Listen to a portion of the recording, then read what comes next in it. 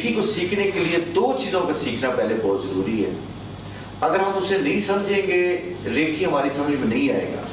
اور میں نے اب تک دیکھا ہے کہ بہت سے جو لوگ ریکی ماسٹر ہیں ان کو دو چیزوں کے بارے میں علم نہیں ہے. جب وہ آپ لوگوں کو سکھا دیتے ہیں تو آپ لوگوں کو ہاتھ لے کے پھرتے رہتے ہیں لیکن کوئی شفا یابی نہیں ہوتی. اس کے لیے سب سے اہم جو چیز اس کے اندر جو بڑی اہم ہے وہ ہے اورا، کہ ہر انسان کے ایک اور ایک باڈی ہے. ہر انسان کی اور ایک باڈی ہے. جب تک ہم اورے کو نہیں سمجھیں گے ہمیں ریکی سمجھ میں نہیں آئے گی. اور دوسری چیز جو ہمیں سمجھنا بہت ضروری ہے وہ ہے ہمارے باڈی کے اندر چکراس. یہ مختلف کلر کے 7 چکر آپ کی باڈی کے اندر ہیں.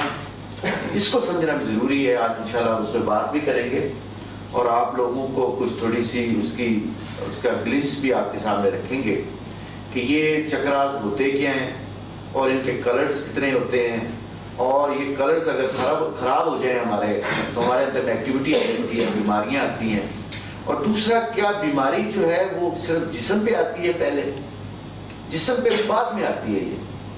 یہ پہلے آہستہ آہستہ آہستہ سب سے پہلے انسان کی روح پہ آتا ہے، روح سے پھر مائنڈ پہ آتا ہے، پھر جسم متاثر ہوتا ہے.